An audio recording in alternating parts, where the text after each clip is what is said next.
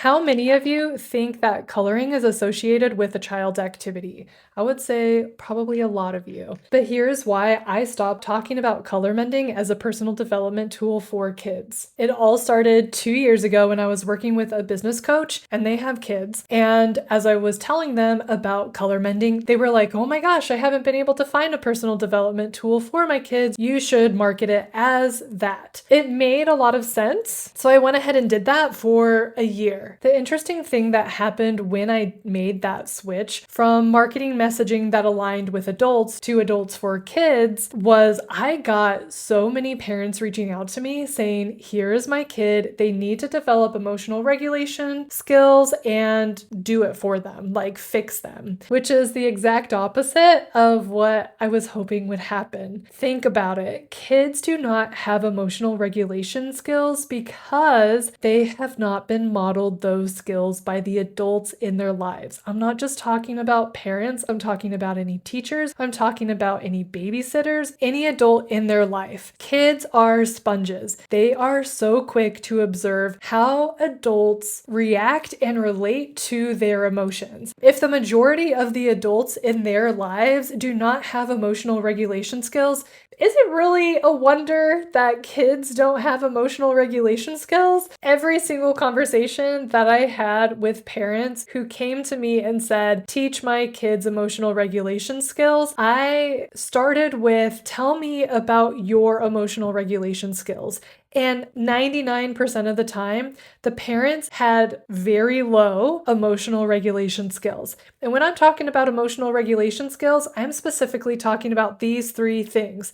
The first is that they're able to label the emotion in their body. The second is that they're able to understand where that emotion came from. And the third is that they're able to productively, and that's the key word, productively move through that emotion. A lot of times the parents that I was talking to couldn't even do number one. So how the hell were they going to be able to do number three? We had to have some tough conversations of, if you want me to help your kids learn emotional regulation skills through coloring, you too are going to have to learn emotional regulation skills through coloring.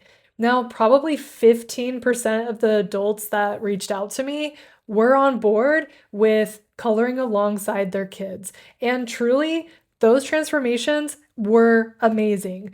I had parents say they were able to not only regulate themselves better, that they were able to have better repair conversations with their kids, that they were able to understand their kids' perspectives better, that they were able to take accountability and admit when they were wrong to their kids. That is so huge. And that they felt more aligned and connected with their child. The cool thing about this, and I think that's what parents are so nervous about, is that they feel like they have to have all of the emotional regulation skills already before they teach their kids. But what I wish they understood is that you can build emotional regulation skills and model that alongside your child. Your child being able to see you build new skills in real time is invaluable because it reinforces to your child that is part of life, that you identify the gaps that you have, that you find resources to help you fill those gaps, and that you practice filling those gaps.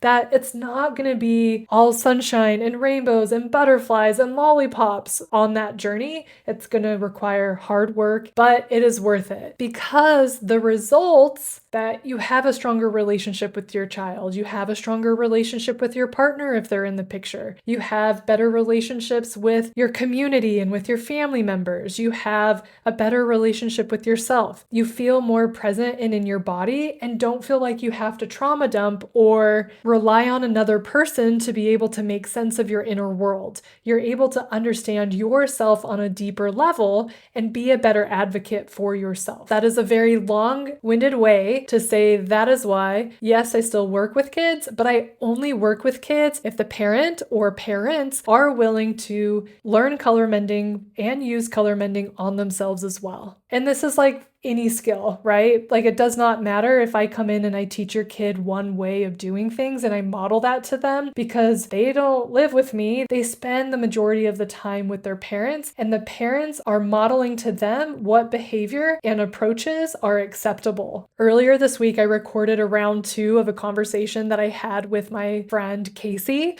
This is the first conversation that we had about how your child's behavior is just the tip of the iceberg, that behavior is often signals for much larger issues and skill gaps.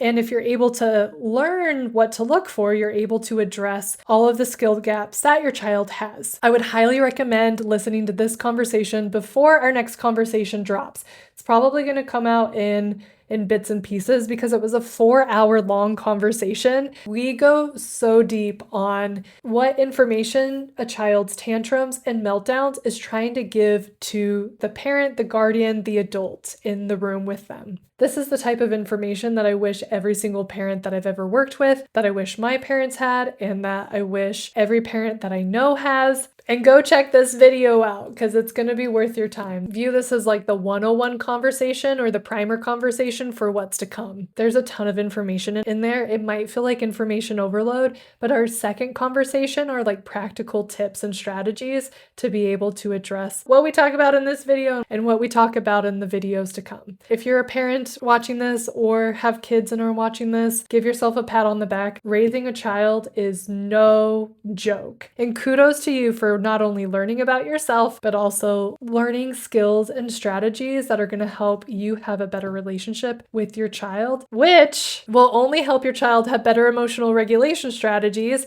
Make sure you subscribe to this channel to be one of the first to know when those new episodes drop. Bye, y'all.